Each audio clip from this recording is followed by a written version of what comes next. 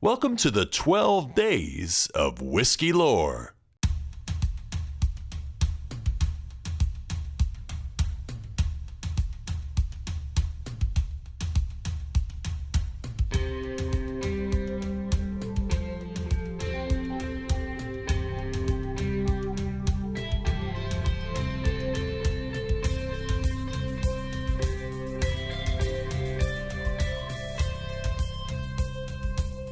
Hello there, Drew Hanish, and welcome to the 12 Days of Whiskey Lore.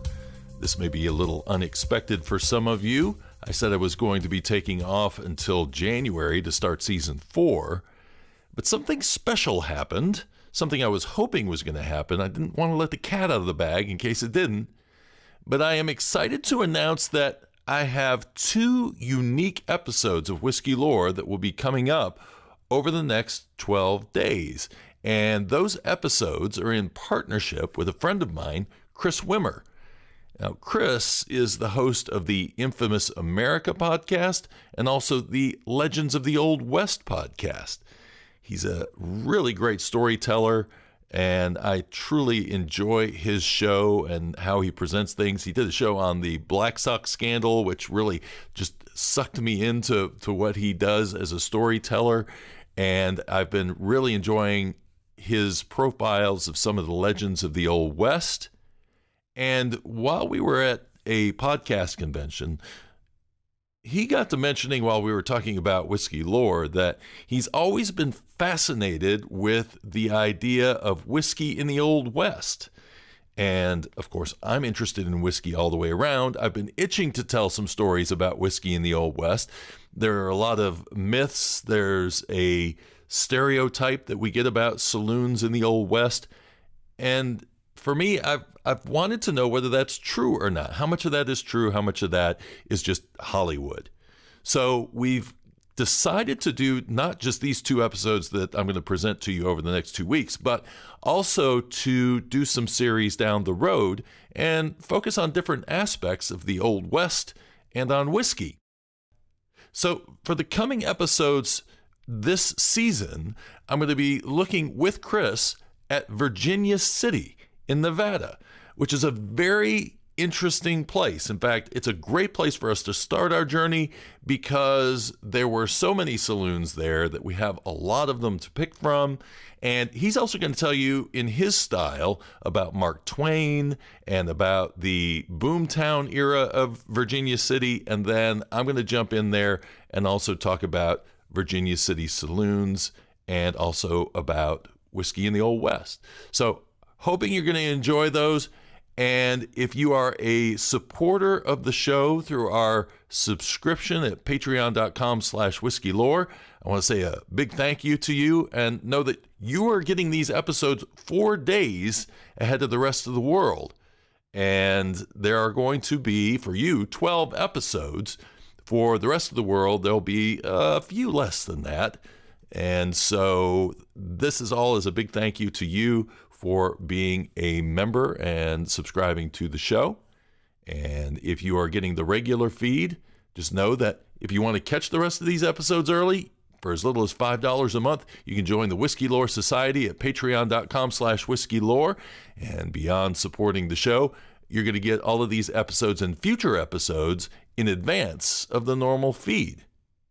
Now, every dollar that's added to the coffers is going to help me gain more independence and allow me to provide more episodes to you, which up until this point, I've been producing out of my own money and doing all the travel on my own dime. It's really expensive to do this, so getting your help, it will be a big factor in me being able to continue doing the show down the road.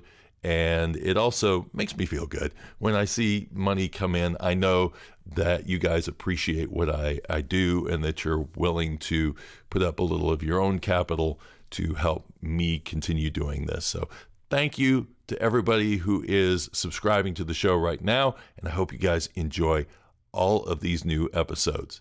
So let's talk about what's going on in this episode.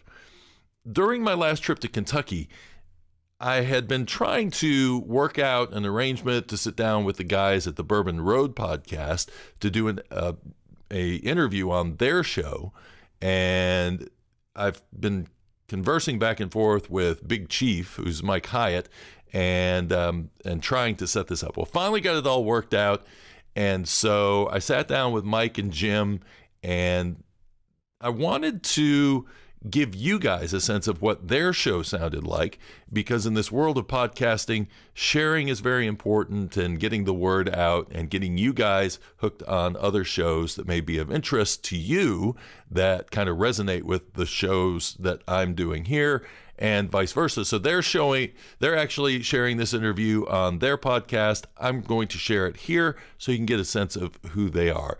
And it's the Christmas season, so it just makes sense to share. And in this episode, we're going to be doing a little bit of tasting.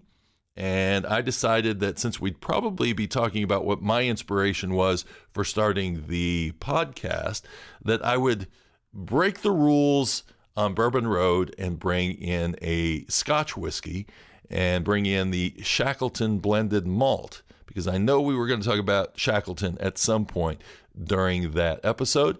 And they were happy to share some Angel's Envy cast strength with me. So it was a real honor to sit down with these guys. We'll be talking about tasting notes. We'll talk about whiskey and history and travel. It's all coming up here. So let's go ahead and kick off this 12 days of whiskey lore and step right on to the Bourbon Road. Hello, everybody. I'm Jim Shannon. And I'm Mike Hyatt. And this is the Bourbon Road. And today, Mike, we are once again, unfortunately, I like your place, but, it's getting kind of old. I know. But I got up at 3:30 this morning, went to work, worked a 12-hour shift. It was just to do a recording after that, which was a busy day. I appreciate you coming over here. I know. No, it's not. It's not that. I want to get out there. Oh, we do need to get out there. I want to get out there and do what we used to do that we can't do anymore. Well, so yeah, I mean, I'd like to record over your house though, because your wife cooks good. She always has cookies or brownies or something. She's like, that's try right. this. I mean, this is a great place. It's a wonderful atmosphere. It's a great place for us to record. And actually, we have a guest today who will inspire us both to get back out on the road and start seeing some people. Yeah, I mean, we haven't had a live guest in a while, really. It's true. We did StreamYard, and we just haven't been on the Bourbon Road. But actually, somebody took the Bourbon Road and came to us. Today, we have whiskey lore on with us, Drew Hanisch. He's been here in Kentucky doing the Bourbon Trail, been down in Tennessee a little bit. He's doing his thing. We tried to hook up with him before. He's got a podcast. He's got a blog. He's got a Patreon account. He's got it all. He's got 2 podcasts. So he's been rocking it out. All right. Well, and he came bearing bottles. He did. Something that we haven't drank on the show before. I don't think we've had any scotch, right? That's right. I'm pretty excited about it. Drew, welcome to the show. Thank you very much. It's an honor to be here. Beautiful, beautiful spot. Nice little drive up. Made me feel at home going through the countryside to get here. You didn't hit any deer, did you? I did not hit any deer. I saw plenty of them on the side of the road, but I didn't hit any one of them. Well, it's the rut in Kentucky. Like I said before, them deer like teenage boys. They're just going crazy. Well, Drew, we're going to spend a whole lot of time talking about you and what you do. But before we do, as usual, we like to get straight to the whiskey. Okay, perfect. So, and this first one you've brought for us. Yes. So I would like to turn it over to you and let's introduce this bottle. Okay. And we'll go through a tasting. So what's interesting about this whiskey is that I read the label. I don't know how many people, when they buy a whiskey, spend the time reading the marketing stuff that's written on the back of a box, or and Scotch usually comes in a box. So you have some kind of literature to read over, whether it's tasting notes or something about the whiskey. And so this Scotch, along with one other Scotch called Bourbon, were 2 that inspired me to do a podcast. And the reason that I was inspired to do a podcast by these 2 is because both boxes had very interesting stories that I didn't know anything about. And I thought, I got to know more about this story. So the Bourbon was about a a ghost dog that haunted this little Scottish village. And this other bottle that we're going to be tasting today is Shackleton whiskey. And if you walk into just about any liquor store in the United States, you can find it. It's me being from North Carolina, Carolina blue packaging on it. It's got a nautical kind of theme on it. It says Shackleton. I bought it on a whim. I picked up the box. I didn't really read it initially. I just saw that it was $30 a bottle and it was a blended scotch. Maybe this will be pretty good. Let me see what it's like. And so I took the bottle home. I started reading about this character, Sir Ernest Shackleton, and that basically this whiskey had evolved from Sir Ernest Shackleton, who was an Antarctic explorer, taking his ship down to Antarctica in 1907, and they had to leave because of conditions changing, weather conditions changing, and they left a case of whiskey behind in the ice under their camp. And one of those bottles from that, or actually 3 bottles, were found 100 years later by the New Zealand society that was down there doing excavating and seeing what else was left there around Sir Ernest Shackleton's campsite. And so they brought these 3 bottles back to New Zealand, contacted the distillery that made them and said, "We have your whiskey, and do you want to interact with it in some way or another?" And so the master distiller, whose name is Richard Patterson, he's a 50-year master distiller. He works for White & Mackay, who's the company that purchased McKinley, which is the original distiller of record for this whiskey. So he flies down to New Zealand and he says, "Okay, I'd like to take this whiskey back with me and do some testing on it and see if I can nose it and figure out what it is, do a chemical analysis on it, and also do a tasting and see if I can match it." They said, "Well, you're going to have to take it with you in handcuffs." So they handcuffed it to him, and he took a private jet back to Scotland, could not let the bottles out of his sight. They did the chemical testing. He did the nosing on this whiskey and recreated the whiskey. So I read this part of this story on this box, and it just intrigued me. So I thought, this is another story I got to go chase. All inspired by me picking up this blue box of whiskey and saying, I wonder what this tastes like. And it's $30. I wonder if it's any good. And the surprising thing is that I think it's actually really good. It's a malt blend. So it's not like a Dewar's or a Johnny Walker, which have some grain neutral spirit in them. This is a blending of all single malt whiskeys into one whiskey. So to try and create a profile that spoke his story. Yeah, so it was really interesting because one of the things that I assumed about this bottle was that this was a recreation of the whiskey that he found that was 100 years old. He did do that, and you can buy that whiskey. It's about $200 a bottle to get it, and it's a beautiful packaging where they've put the bottle in straw, and just like he found it or pulled it out of the crate, and so if you spend the money, which I haven't done yet, I saw one actually here in Kentucky, and I said, "Oh, I should buy it, but I didn't." I'm that way about buying whiskey. I'll see a price tag and I'll go, "Do I really?" Or I could get 4 bottles of that for what I'm going to spend on. Yeah, so I think we all do that. Well, I think it's a fitting whiskey to drink on the Bourbon Road, not only because the story is great, because the Endurance got crushed in the ice. And obviously that whiskey, they didn't think it was good enough to take on their 720 nautical mile trip, trying to get to actually civilization.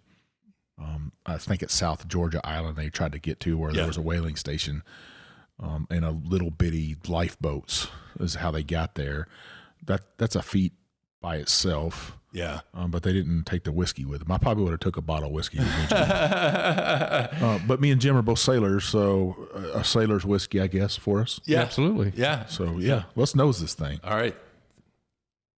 So I think the first thing you're going to notice is that you're jumping straight out of the bourbon territory into something a lot fruitier, probably lighter kind of a. Yeah, there ain't no corn in that, Mike. Yeah, I'd say it has that kind of a straw color to it. Mm-hmm. Super light. It's 80 proof, which for bourbon drinkers, we've talked about that on the show before. You know, most Americans think 90 proof that's the low end, but if you go across the pond, people over there drink 80 proof. You get a lot of 80 proof. What's interesting is one of my favorite whiskeys is Lafroig, and if you get it in the United States, it's 43%. It's 40% over there. So that was something I found out too when doing the podcast episode I did about Jack Daniels and their evolution. I was talking to their chief historian, Nelson Eddy, and he said that I questioned him because I said, you've been historian there since around 1988 or so, and that's when I had my first Jack Daniels. And Jack Daniels back then was at 90 proof. And then it went to 86 proof. And then it went to 80 proof. And I said, why did they do that? Why did they drop it? And he said, because the rest of the world drinks it at 80 proof, and they just wanted to be consistent across the board. And that was the reason that they dropped it. But what was interesting too, to that point, he said, but notice that we now have a variety of different, stronger proofed versions that you can get, the single barrel, and you can get, the one I'm interested in is that they sell a bottled in bond in duty free. And every time I see that, I'm like, I want to buy that. But I always pack light on my trips, so I have nowhere to put it. So what you get on that nose, Jim? Definitely a fruity nose, Mike. A lighter fruit, peach. No, a pear. Yeah. I think a pear. Yeah. But I'm getting a little hint of like, and you're going to use the wrong word here, sort of a camphor. A little bit of camphor, just a little bit of lightness, mintiness on the nose. It's kind of like a vapor, I don't know. It's hard to say. Very light, very refreshing. I'm getting actually a little, I don't know why I do this, but I get a little bit of unripened banana on this. Mm. I'm always interested in your tasting and nosing notes. What I like about what Mike does is that he comes up with things that aren't normally the things, if you were looking at a flavor wheel, it's more like I like to try to figure things out. The first time I smelled Maker's Mark, I said, I smell toothpaste. I said, I don't know why I smell toothpaste in there. There was some kind of mint I was getting out of it, which was interesting.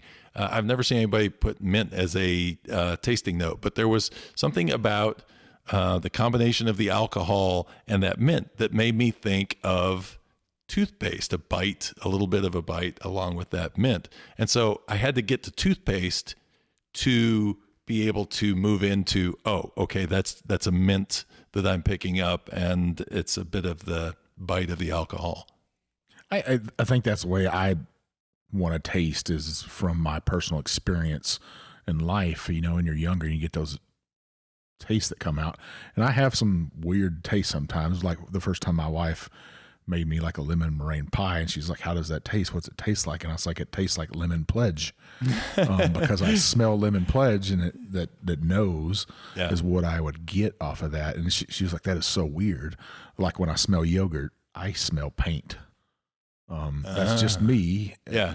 As growing up in the Army and painting on boats, I had that smell of paint, and yogurt has that somewhat of a paint smell to it. So, yeah. But I try to bring those notes out to, especially the whiskey novice that can can't know stuff off of a wheel, and they're not going to get that. A lot of people say, hey, I don't get what you two are getting. Right. But whenever I'm saying, hey, think back to what is a childhood. And, Jim, one time he's like, I smell cedar. And I gave him a hard time, and I feel bad about it because it was he was like, I smell cedar. And I was like, you telling me you go around chewing on a cedar stick? But who chews on leather, But I hear leather notes all the time in whiskey. Tobacco and whiskey. Or tobacco, yeah. So, yeah, to each his own.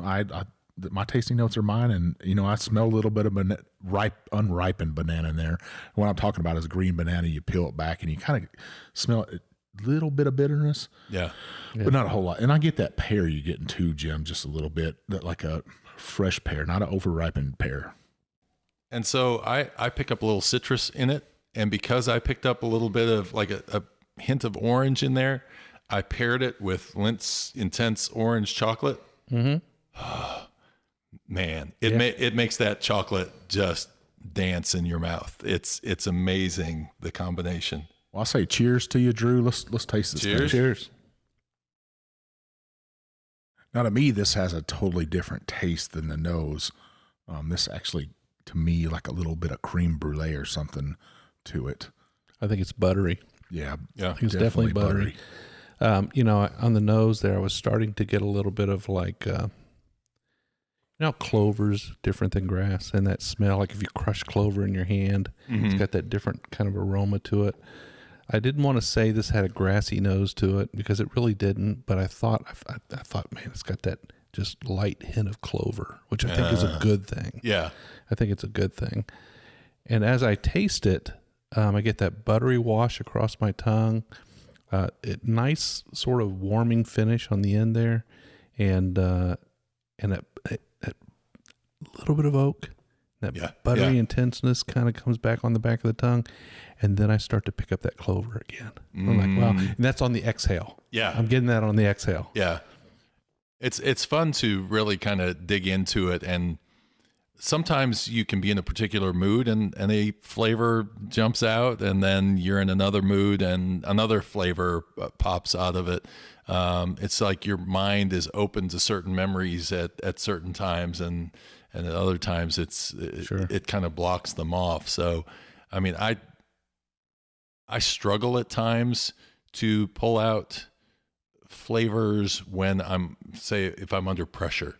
If somebody, I did not want to do live tastings on a podcast or on YouTube or anything for a while. It used to bother me going into distilleries and having the distillery manager doing the tasting and then looking at me saying, "What do you think? What do you think?" Because I would go, I can't taste under pressure. I can't do it because I don't know if it's my ADD or what, but for some reason I can't get my full focus there. What's interesting is that when I started doing tasting videos, I realized that when I did the video, I would come up with certain tasting notes. And then after I turned the video off and sat back and just took a drink with no pressure on, suddenly all these flavors started jumping at me. It's like, whoa, where did that come from? Where did that come from? So it takes a little relaxing, I think, to sometimes be able to pull things out.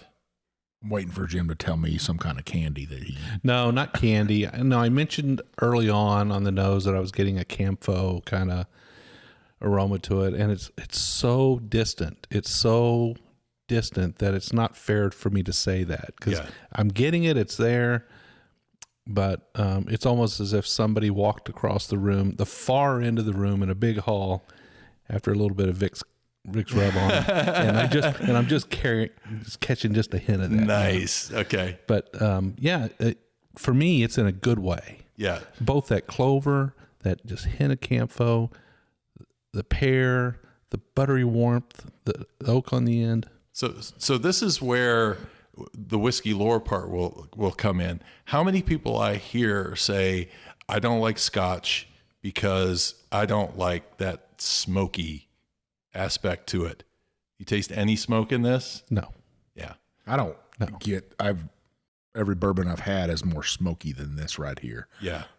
More oak into it.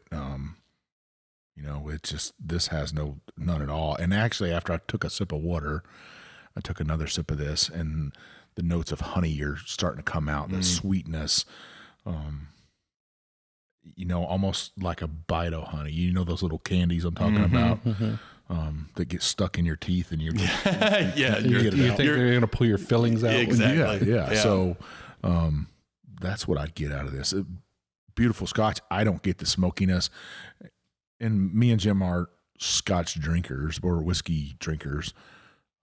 So I think we both can appreciate that for what it is and be able to pull those notes out, our notes. And that's the great thing about both of us. And he's a rye guy. I'm a wheat guy. This has neither of those. Now, I do have a bottle of Glendronic that I like to go to every now and then. So what's interesting about Glendronic is that now Brown-Forman owns them. When I went there for my tour, it was the first place I went to where they had an American flag flying over the distillery. I'm in Scotland, and why am I seeing this American flag? I didn't know that they had been purchased by Brown-Forman at the time, so they related that to me. But it's interesting because Glendronic is probably the most sherry influenced whiskey. And while I was here in Kentucky, one of the bottles that I bought, which I can't find at home, is Glendronic's cask strength. So I'm expecting a sherry bomb out of that it will definitely be full of the plum notes and the kind of dark fruits that you get out of that, and but on a much more intense level than I've tasted before. So Glendronic's my favorite. It's not Speyside, it's a Highland, but it's like right on the edge of Speyside. Yeah. So Drew, let's get to how did you get into podcasting and then into whiskey podcasting? Okay. So what's interesting is I've been a web designer for the last 18 years, and I have a company that, basically I got everybody doing everything that I need to have done. I don't program anymore. I'm more customer service than anything. I'm the CEO that they come to be the personality of the company. Other than that, I've got my guys working on doing the development of the sites. So I found myself sitting in the back room trying to find work to do. And I said, what am I not doing in my life that I really wish I was? And I thought, traveling. I absolutely love traveling. So, I could get a laptop and hit the road and do work from anywhere, because all I need is a GoToMeeting or something like that to be able to have communications anywhere in the world with my clients. So I started taking little trips just to see, and then I decided to go to Europe and see if I could pull off doing a trip to Europe. I did a James Bond trip. I basically looked up all the different places that James Bond movies had been filmed, and I plotted a trip across Europe to go to as many of those as I possibly could. So did you go to Pisa Gloria? I did not. That is one of the few places I did, and I love that movie. Yeah, no, that was one of the few places I couldn't go. I went to Soledin, which is where they filmed Spectre up on the mountaintop, which is not far from there. But because of the weather, I wasn't able to get to Piz Gloria. So that is on my list. Yes. But I have not gotten there yet. So I do this whole planning out of this trip, and I thought I need to do a blog about this. And so I started a blog called Travel Fuels Life. The idea behind that name was that was kind of an expression of who I was, that to me, travel fuels my life. And so I'm going to start traveling and writing about all the different places that I go. Well, that soon evolved into, a friend kept nudging me saying, you should do a podcast. You should do a podcast. You used to be in radio. And I was petrified of doing a podcast. I thought, I'm going to get in front of a microphone. I'm just going to stumble all over myself. Why would I do that? I just don't feel confident with that. And doing interviews, I've never done interviews before. So I don't really know how I'm going to pull that off. And so just finally one day, I said, just do it. If you fail at it, you fail at it. Just see what you can do. I have a radio background, so I should know how to be able to buy equipment and do that sort of stuff. And I know how to present. So, I mean, I at least got that out of the way. It's the perfectionist in me. There's a part of me that wants to get it right the first time I do it. And so that was a struggle for me. But I ended up getting in contact with a couple of people, doing interviews through GoToMeeting was basically how I was doing it. Did a couple of in-person interviews, basically talking to people about how they live a travel lifestyle and trying to get tips and ideas on how to do it.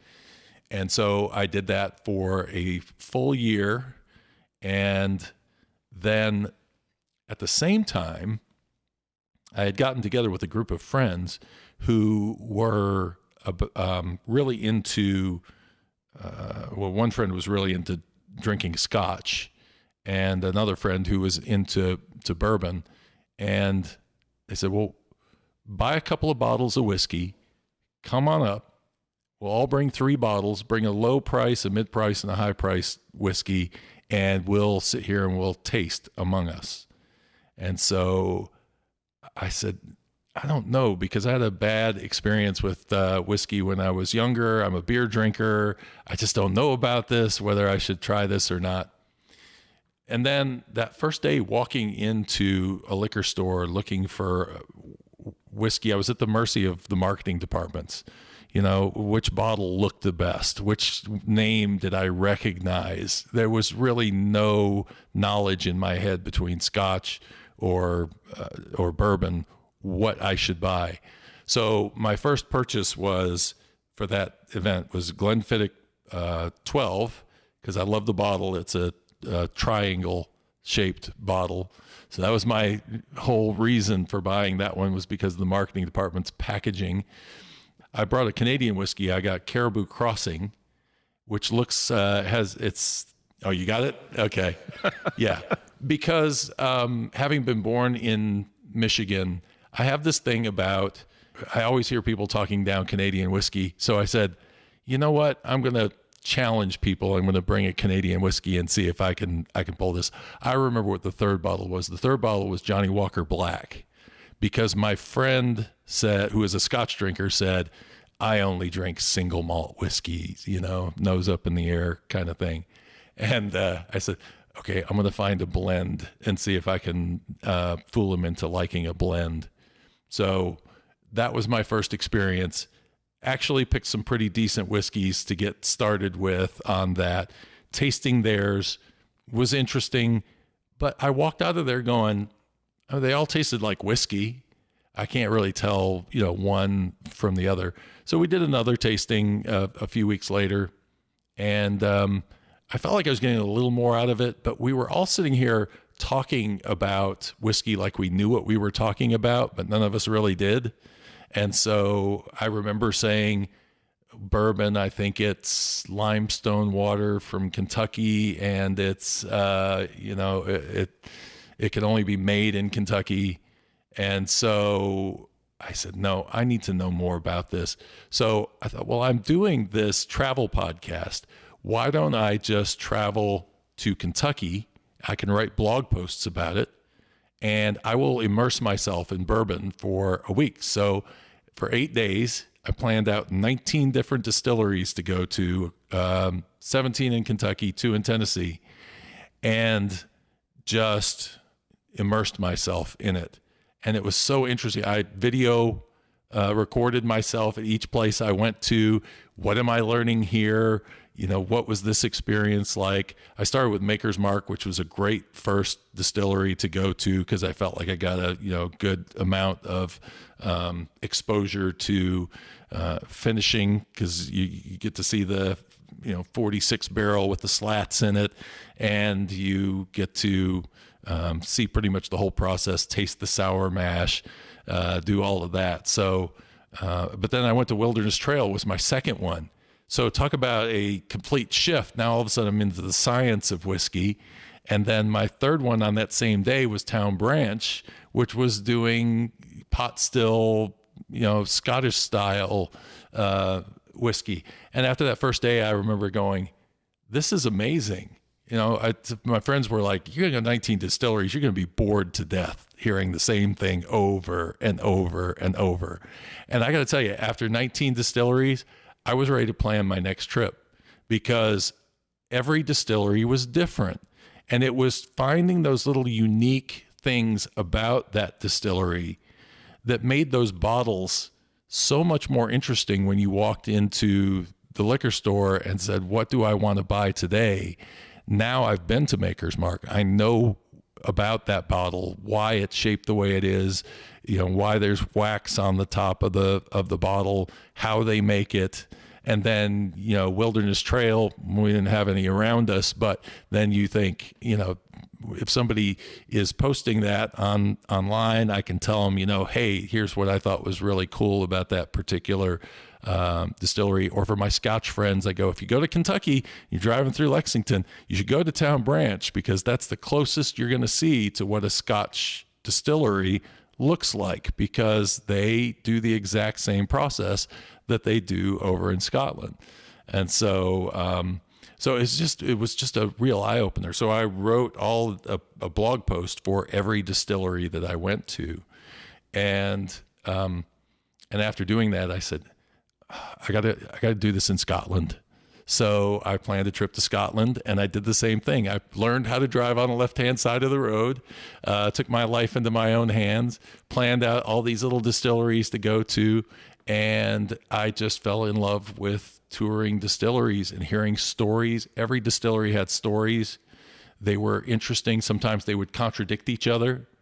One of the things when I go through the distilleries in Scotland is they talk about the Coopers Union. There was a Coopers Union in the United States that forced single-use barrels. They basically lobbied Congress to get single-use barrels for American bourbon when they wrote the law.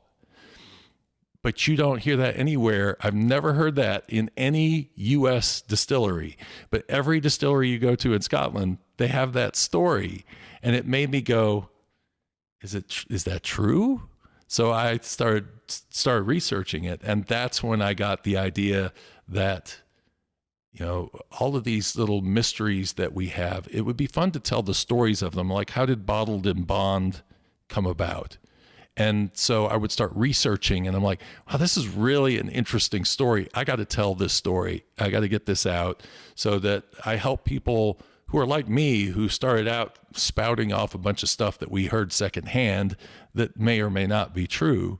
We find out whether that actually is true or not. Or maybe we find out, like with Elijah Craig, that we'll probably never know whether, he had a mysterious fire in his building that only burned the inside of his barrel for some reason.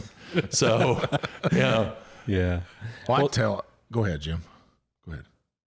I'd tell our listeners, if you were taking a long trip, and me and Jim have both been on those cross-country trips driving before, Whiskey Lore is that kind of podcast. It's almost, to me, like listening to a Louis L'Amour book on tape. Nice, relaxing trip. You almost don't want to get out of your vehicle to stop, get gas, or go to the bathroom or anything. Hey, we could drive 30 more miles down the road so we could get the next episode finished. That's what I like about your podcast, is that you are digging into those bourbon truths, I would call them. Mm-hmm. That backstory that me and Jim always crave, those inside little mysteries of, was Weller really the first wheated bourbon? Did Maker's Mark come from Weller's? Those kind of stories to me are fascinating. You said you went to the Samuels old distillery, which is the T.W. Samuels distillery, right? Which is really the family that started Maker's Mark. Some people don't know that kind of stuff. Yeah. And that's the stuff that I think me and Jim find so fascinating. Yeah. And I think, I'm sitting here thinking, all of our listeners out there listening to you talk about your travels, and you're living their dream. Yeah. So yeah. How many of our listeners would love to be just traveling the globe and visiting distilleries and tasting whiskeys? And well, anyway, I'm really enjoying this. Oh, good. Thank you so much for bringing this. Yeah. I think we'll continue sipping on what we have. We're going to take a short break. Okay. And when we come back, we have a bottle for you. Isn't it time you nosed and tasted your whiskey like a master distiller? Enhance your whiskey experience with an elegantly branded Whiskey Lore Copita drinking glass. Find yours today at whiskey-lore.com/shop. So, hey, listeners, we're back with Whiskey Lore, Drew here.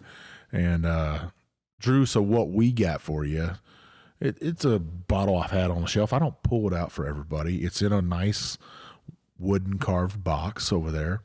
It's from Angel's Envy. They release it once a year. It's their cast strength from 2019. You can see I haven't drank a whole lot out of the bottle. And I seen Jim's eyes light up when I pulled it out. But Jim could, truth be told, Jim could come over here anytime he wants and pull out anything. Maybe a couple unopened bottles I have closed up. Well, I got here before you today, and Viv invited me in the house, and she said, just make yourself at home, and I went straight over and got to pour your Iron Root Harbinger. That's a good one to get right there. Is that the 115? I think that is the 115 up there on the shelf. I have a couple bottles of that. If I see a bottle, I don't know. I got a bad habit about trying to buy more of it because I'm afraid it's going to run out. Yeah. Or they're going to create something different. And, when something's good, like Henry McKenna, 10-year, you want to get it. And you got to have a couple extra bottles, right, Jim? That's right. But this is a bottle that I keep in the wooden box over there. I have some other wood carved stuff, like a rum case over there, I guess, bottle case from Haiti, and I have some other wood carvings over there and some wood ducks, and I set it over there and I kind of forget about it because it just kind of sits back in that shelf. But this is 122.4 proof. It run about $199. I think they only had about 1,400 bottles of this. Wow. So I would call this was probably my first big boy whiskey bottle right here I'd ever bought. I felt super sick about buying it. I get that. But I bought it, and it comes out for special occasions or for good friends. And I appreciate you coming out here to Jeff the Ben Farm with us and sitting down with some fellow podcasters and just talking about whiskey. Oh, it's great. I appreciate you inviting me out. And actually, I've only tried one Angel's Envy, which is the regular version of this versus the cast strength version. So this will be interesting. And this is the port wine finish. It's just cast strength, And they kind of pioneered that whole port wine finished bourbon deal. In fact, that was their flagship brand, was the finished bourbon whiskey. Sure. And there's been a lot of people who say that's not really bourbon. Well, according to the law, it's not. But it is bourbon finished in port wine barrels. Yeah. Well, and I think that's the trick, is that it's how you state it. So if you say it is a bourbon finished in, then you are being, truthful about it. And Right. we were talking about earlier, before we started recording, about Tennessee whiskey and Jack Daniels, and how people will say, overseas, they'll call it bourbon. And I remember being a James Bond fan, the first time M pours and says, I like bourbon. And she starts pouring a Jack Daniels. I'm like, come on. But it's funny that I've mellowed on that over time now. And I now say, it is bourbon, but it goes through another step. There's one extra step that they throw into it. And we were talking about Evan Williams Bottled in Bond, that it goes through that extra step too. It just goes through it at a different point in the process. Yeah. Right. Exactly. Well, we could all agree on this, right? It's whiskey. It's whiskey. It's definitely whiskey. It is whiskey. And, it's released under a different category. So they do have control of that. But you just have to be a wise consumer. You need to, like you said earlier in the first half, you got to read that label. Yeah. Well, and then my other question that I've run into, the more that I've started experiencing some of this more creativity in making bourbons or whiskeys, is should a distiller always keep themselves to the rule, or should they go outside and not be afraid to release something that they just call whiskey and not have to put bourbon on it because they really want to try something and see if it works? And yeah, it breaks a little rule here. Let's just put whiskey on it and see if we can,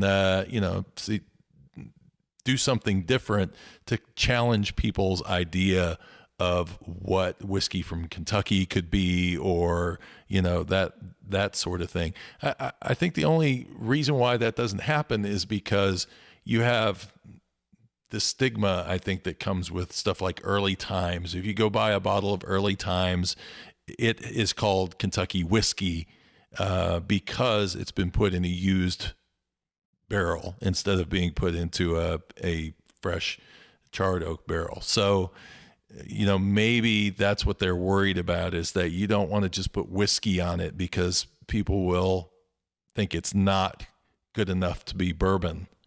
But right. Could you not make something with whiskey on it that could outdo a bourbon just by doing something a little extra? Now, I'm not talking about doing the moonshine route where they're putting artificial flavors in and doing that sort of thing, but a natural process that just kind of enhances that whiskey.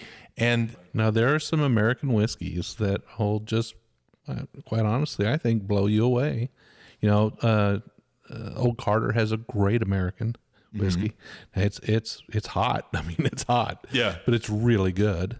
Michter's has a great American whiskey. So there are some people putting some American whiskeys out that are that get your attention. Yeah, and let's, to be honest, Lincoln, Henderson, and Wes, they went outside the box here, and not that they were the first to do it, but I think they were the first successful at it, and they've introduced a lot of people into bourbon because of this bottle right here. Not the cast strength, but the regular bottle. It's a beautiful, sleek bottle.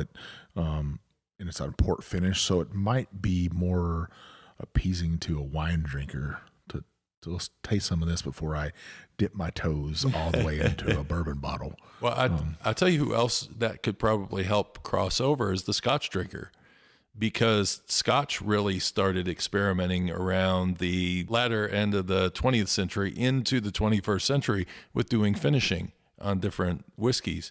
And we talk about Glendronic. Glendronic was one of those distilleries that was early on. Glenmorangie, they did the same thing of introducing these different barrels to finish a whiskey. And if you're used to those notes that you get from that in a Scotch, and then you move over and you try to experiment with bourbon, the best place to start would be with something like an Angel's Envy that has that same character that you have been pulling out of your Scotch that's now starting to show up in bourbon. Sure. Absolutely. I agree. Well, I'll say let's nose this thing. Let's get to the whiskey. All right. Sounds good. Now, I'd like to say that this right here is a dark, almost ruby amber. Not a Scotch color. Yeah. No, definitely not. Although when you start getting the cast strength ones that are finished in like Oloroso sherry barrels, you'll start seeing those darker colors. But yeah, if you see a dark Scotch, it's usually got colorant of And some to be form. fair, this is 40 proof points higher. Right? Yeah, that's true. That is very true. It's got that floral nose on it. Super floral. Very, very sweet, very rich. It's got that dark plum. Yeah. I don't know, plum raisin. And see, after nosing a Scotch, I get the vanilla and the caramel notes right off of it almost instantly, because it's light. It's not a strong in either of those two, but it's there and you kind of pick it up. Now, Jim, you're going to laugh at me a little bit here. Why? I'm actually getting a little bit of prune juice off this. Oh, okay. That's good. Yeah. When I was a little kid, and, my grandmother might have a little bit of stomach issues. Yeah. people of her age, they would drink prune juice back then. I almost said stewed plums, but I didn't say it because I never had stewed plums. I can just visualize them in my mind, you know, what they might be like. That doesn't sound too good. Well, let's taste this thing. All right. Pow. A little bit of pow. Yeah. That hits right home, right? Yeah, it does. It's rich. It feels a little thin towards the finish, but what's interesting is there's almost like a berry kind of thing coming on the finish. It just lingers on the tongue like a maybe a raspberry kind of a. Yeah, so it's really kind of it's concentrated, very concentrated flavor. Yeah. Not just a hint of it, but very concentrated. This is a note I always pull out of that. I seem to be the only one that pulls out of whiskey, but I get a Swiss cheese note on the very finish. And I don't know what it is. I think it's from the oils or something that maybe reminds me of Swiss cheese, but there's just like a little Swiss cheese note in there. On the You finish. said berries on this. There's a berry cereal, like a not fruity pebbles, maybe.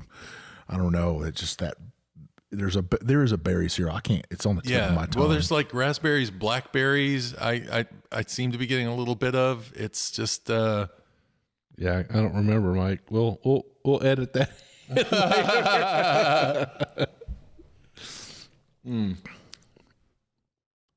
Count Blueberry or something. Mm-hmm. No, it's Count Chocula. Sorry, chocolate. That's got some punch to it. It does. But it's some older whiskey in there because I'm getting that leathery, oak, that older oak flavor on the back. I don't think this is just their normal. You think that? Well, is it a single barrel? I don't think so. No, it's not single barrel. Okay. I get a baking spice of some form on the nose too. I like to say I'm still learning. I conquer a flavor every once in a while, and then I'm like, yes. Yeah, it's like 3x5 cards. Every time we drink a whiskey, every time we eat a meal, every time we have a snack or visit a new kind of food, we file away one more 3x5 card. Oh, nice. With a little bit of knowledge on it, and we're going to pull that out one day when we taste the whiskey. Well, I think that the way that I do it that really helps me out is I do comparisons. Mm-hmm. I never just taste one in isolation.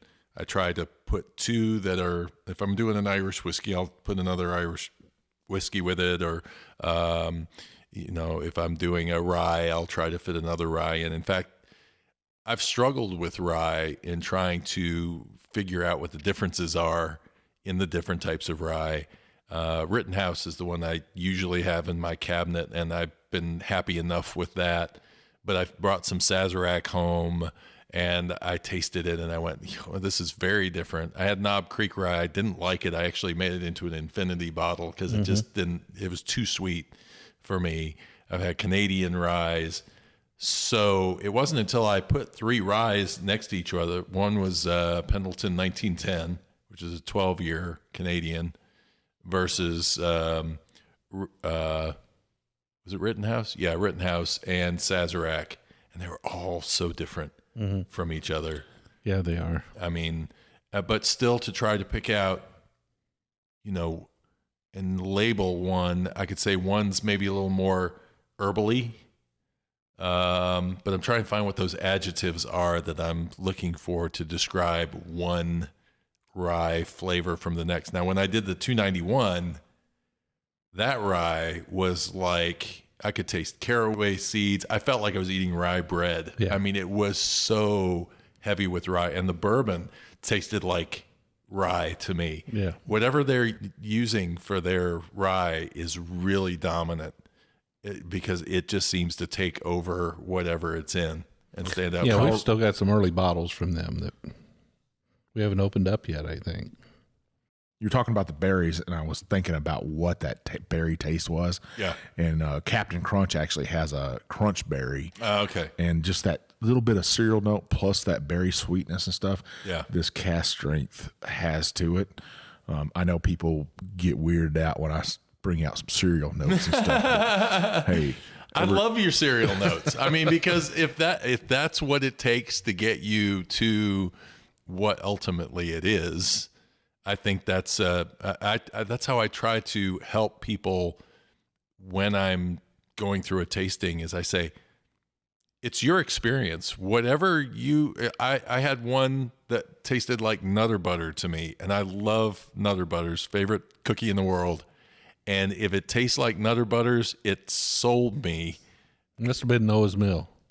Noah's Mill? I don't know what it was, but it was. So you get that out of Noah's Mill? I do. I was going to say Nutter Butter will be something from Heaven Hill, right? Because it's that nutty taste. Yeah, yeah. Well, in addition to traveling the world and visiting distilleries, you've also taken time to write a little bit of that down and to put out a book. Yes. Tell us a little bit about that. So I was writing all of these different blog posts about different distilleries that I was visiting, but they were basically me just kind of running off at the mouth and saying, here's what I experienced here, bullet points on different things. And it really wasn't organized in any specific way. And I looked out there to see if there were bourbon travel books, and I found some, but they weren't really organized to help you figure out which distilleries should I put on my list. If I am coming from California, and this is my only trip I'm ever going to be able to take to bourbon country, how do I pick out which distilleries that I'm going to go to? So what I wanted to do was I wanted to give my own experience in this and say, here are 32 different distilleries that I went to. I'll take all this blog post information I have, I will condense it down, and I will put it into a format where you can compare every distillery side by side, the experience that I had, my top 3 reasons to go to this particular distillery, my top 3 reasons to go to this particular distillery, how to get there, what you're going to taste, or at least what I tasted when I went there, what kind of freebies you might get. Are you going to get a Glencairn tasting glass when you get there? Are you going to get, maybe some extra sample of this or that? And I thought that'd be really good information for people to just be able to flip through and find that, and then be able to easily get to the website, to the page they need to go to. Because the struggle I had in planning out my first trip is that I don't know how many times I entered my birth date into a website just to be able to find out what their hours are. And then I click that little box that says, remember me. And then the next time I come back, that box would pop up again. They don't remember you. Yeah, nobody remembers me. I have that kind of face, I think. I don't know. But for some reason, it annoyed me. And it made the job so much harder. Plus, when you look at that website for any distillery, there's beautiful pictures. There's what they want to tell you they're about. But you really have no way to compare apples to apples. What's this distillery experience going to be like versus what this distillery is? So, like, if somebody wants to learn about the process, when they read my page about Wilderness Trail, they're going to go, oh, they're about the science of whiskey. They're going to take me through the process. I'm going to see that there. Let me check that off and say, maybe that's one of the distilleries I want to go to. If you're interested in, the marketing side of things, or you're just really into like Maker's Mark, and you want to read, what am I going to experience when I'm on that tour? What are the sorts of things I'm going to see? Then I wanted to give enough detail on that somebody could say, wow, okay, I could dip my own bottle. Here's how much it's going to cost for me to dip my own bottle when I get to the end. And here's some of the things that I'm going to see along the way, so that you could really craft the perfect trip for yourself when you go. And that's the last half of the book. The first half of the book is first teaching you a little bit about the history of whiskey, so you have a baseline knowledge about the history of whiskey, the baseline process of whiskey. And my goal with the book is not to give the tours away. You can jump on YouTube and you can watch all the videos you want to of people who have videotaped when they've walked through or recorded on their phones of their journey through a distillery. But to me, the joy of going to the distillery is discovering it for yourself.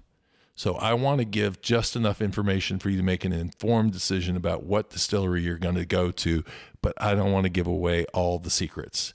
In fact, one of the things I do in there is I say what to look for.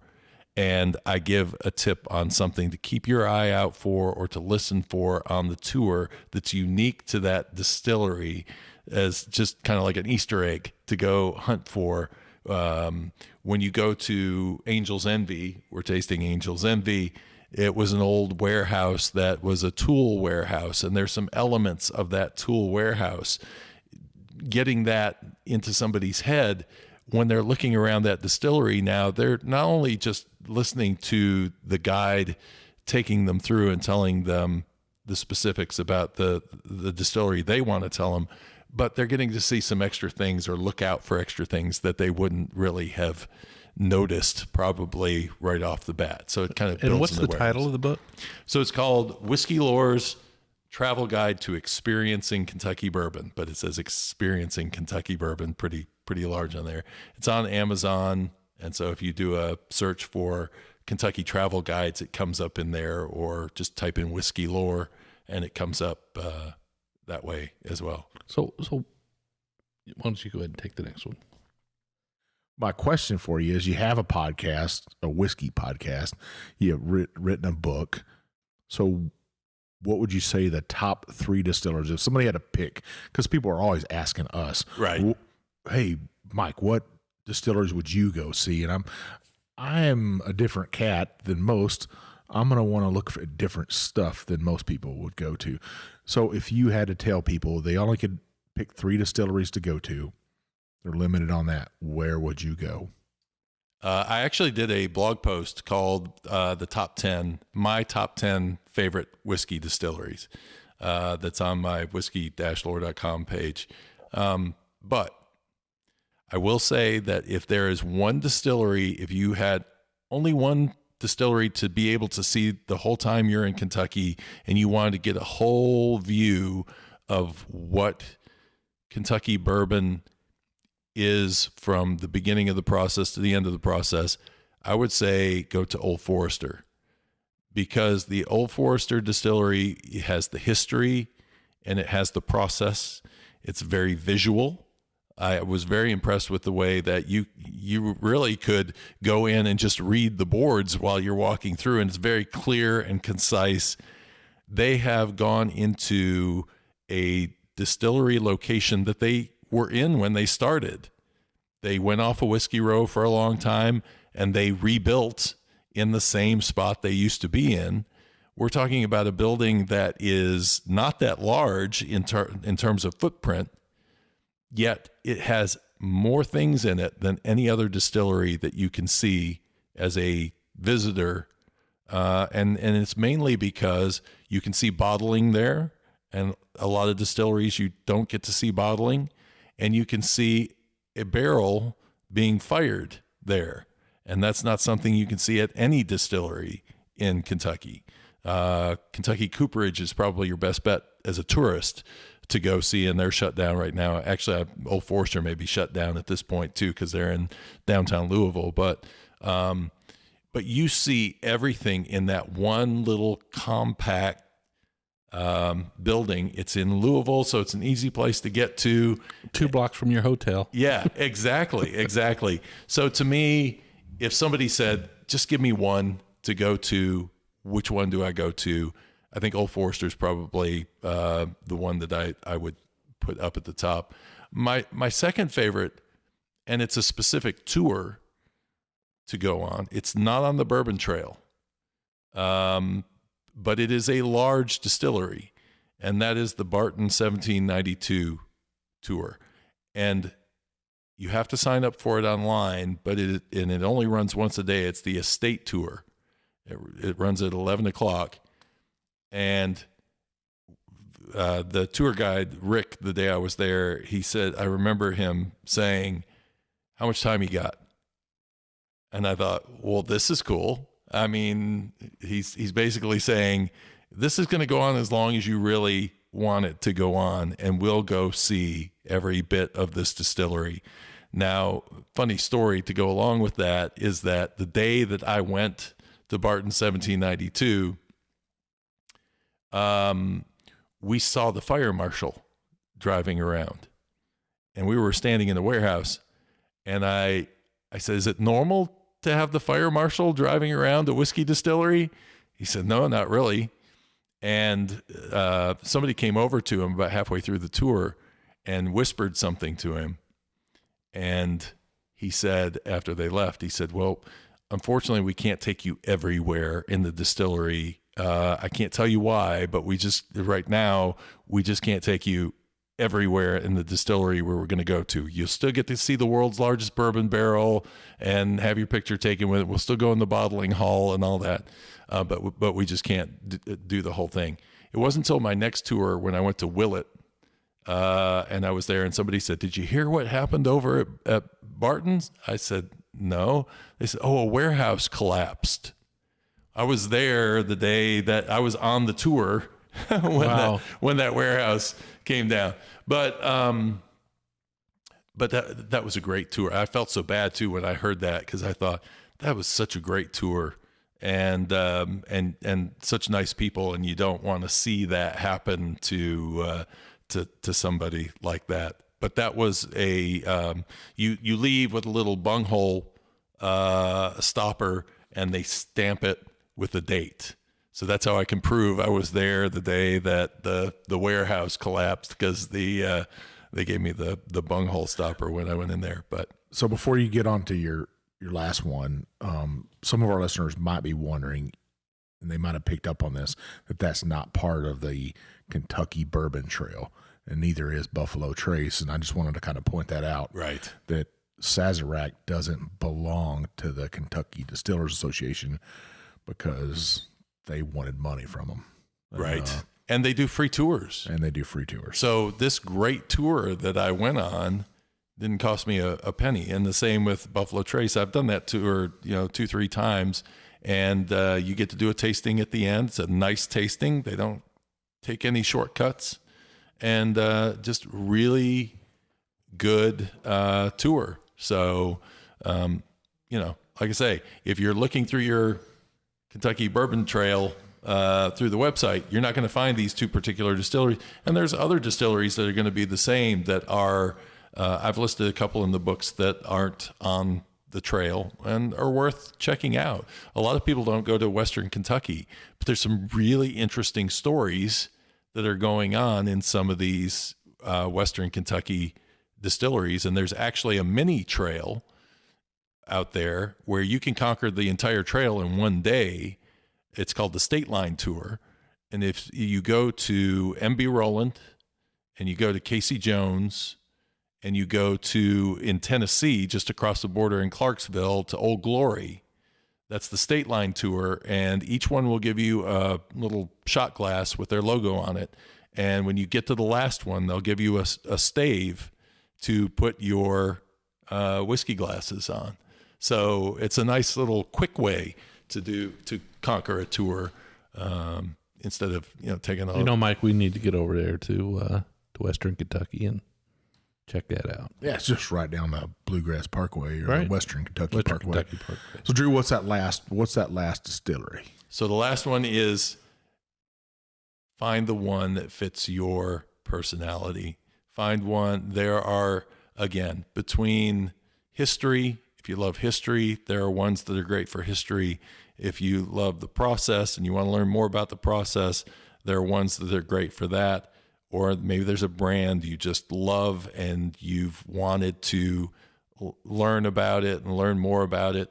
That the great thing about going to the distillery is you will be closer to that whiskey that you love more intimate with it than you ever could be just by pouring a glass of it. Because when you can actually pour that glass and it starts reminding you of the smell of the warehouse that you walked into, you know, and got that experience of it, or you know, seeing the still that it came out of, those things I think add to the richness of the experience of drinking a whiskey, and hearing those stories and hearing where they came from and why they made the whiskey. Because every distiller started their distillery